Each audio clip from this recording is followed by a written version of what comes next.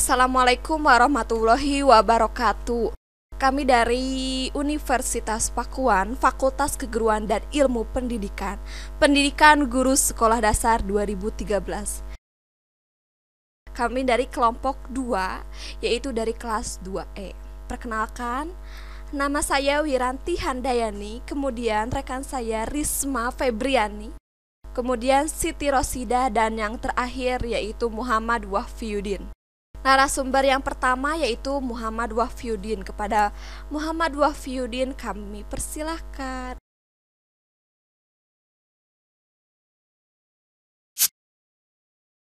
Saya Muhammad Wahfiuddin. Sini saya akan menjelaskan tentang alat ucap manusia. Alat ucap manusia adalah organ pada tubuh manusia yang berfungsi dalam pengucapan bunyi.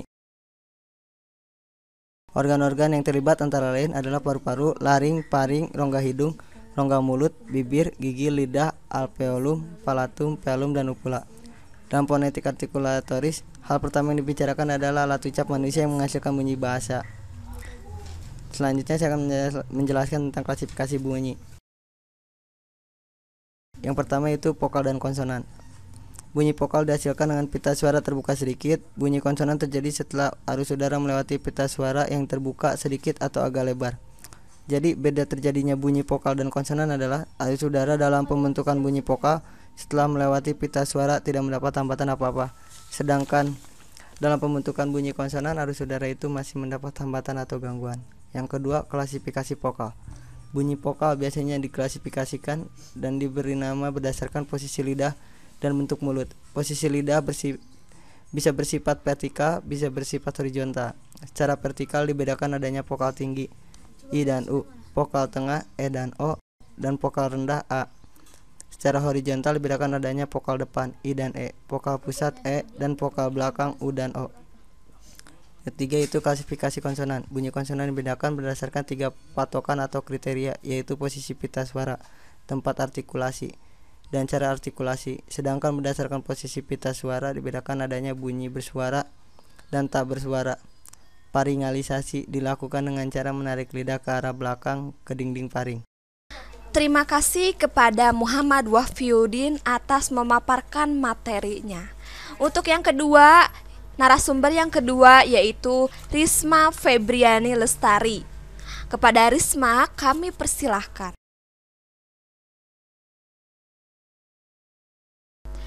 Saya, Risma Febriani, akan menjelaskan tentang proses terjadinya bunyi. Proses terjadinya bunyi itu dibagi menjadi 4. Yang pertama, proses keluarnya bunyi dari paru-paru. Dan yang kedua, proses fonasi, yaitu lewatnya bunyi dalam tenggorokan. Yang ketiga, proses artikulasi, yaitu proses terbentuknya bunyi oleh artikulator. Dan yang terakhir, keempat, proses oronasal, yaitu proses keluarnya bunyi melalui mulut atau hidung. Terima kasih kepada Risma Febriani atas memaparkan materinya. Untuk selanjutnya yaitu Siti Rosida. Kepada Siti Rosida silakan untuk memaparkan materinya. Di sini saya Siti Rosida akan melanjutkan presentasi dari Risma Febriani. Di sini saya akan menjelaskan mengenai tentang artikulasi. Di sini dalam artikulasi terdapat proses artikulasi. Proses artikulasi terbagi menjadi 3. Ada labialisasi, palatilisasi, dan pelarisasi. Labialisasi dilakukan dengan membulatkan bentuk mulut. Contohnya yaitu huruf O. Lalu ada palatilisasi. Palatilisasi dilakukan dengan menaikkan bagian ujung lidah. Contohnya itu seperti huruf D dan T. Yang ketiga ada pelarisasi. Pelarisasi dilakukan dengan cara menaikkan pangkal lidah ke arah langit-langit lunak. Contohnya itu ada J dan C. Dalam proses artikulasi terdapat yang namanya itu artikulator. Artikulator adalah bagian dari alat ucap yang dapat digerakkan atau digeserkan untuk menimbulkan suatu bunyi. Artikulator dibagi menjadi 2. Ada artikulator pasif dan artikulator aktif. Artikulator pasif adalah organ-organ yang tidak bergerak sewaktu terjadi artikulasi suara, seperti bibir atas, gigi atas, dan alveolum. Kebalikannya, artikulator aktif bergerak ke arah artikulator pasif untuk menghasilkan bunyi bahasa dengan berbagai cara. Artikulator aktif utama adalah lidah, uvula, dan rahang bawah. Lalu yang kedua yaitu titik artikulasi.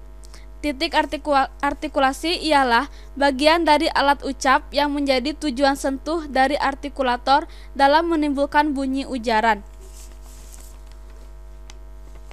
Dalam hal ini, pangkal lidah menjadi artikulatornya, karena belakang lidah merupakan alat ucap yang bergerak atau digerakkan, sedangkan langit-langit lembut menjadi titik artikulasinya. Sekian presentasi dari saya, terima kasih. Pemaparan materi yang terakhir yaitu oleh Wiranti Handayani. Kepada Wiranti Handayani dipersilahkan. Saya Wiranti Handayani akan menjelaskan tentang jenis-jenis artikulasi. Jenis-jenis artikulasi itu ada 5. Yang pertama itu adalah hentian atau stop. Terjadi karena aliran udara terhenti sepenuhnya pada suatu tempat oleh alat ucap yang menutup rapat, sehingga terbentuklah bunyi seperti P, B, T, D, K, G. Kemudian yang kedua itu adalah spiran. Spiran terjadi bila rongga tempat udara lewat menyempit, sehingga terbentuklah bunyi-bunyi berdesis seperti S, Z. Kemudian yang ketiga itu adalah getar atau trill. Terjadi bila salah satu alat ucap bergetar, sehingga terbentuklah bunyi R. Kemudian yang keempat adalah vokal.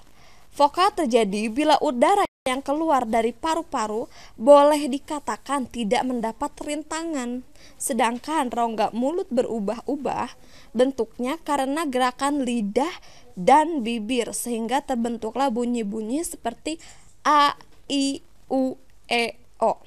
Kemudian yang terakhir adalah frikatif. Pada dasarnya jenis artikulasi ini termasuk ke dalam spiran.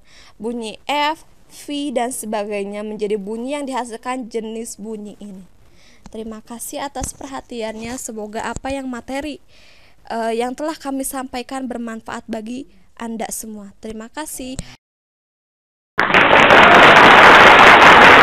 Sekian penjelasan dari kelompok kami. Semoga bermanfaat bagi kita semua. Kurang lebihnya mohon maaf. Wabillahi taufiq wal hidayah. Wassalamualaikum warahmatullahi wabarakatuh.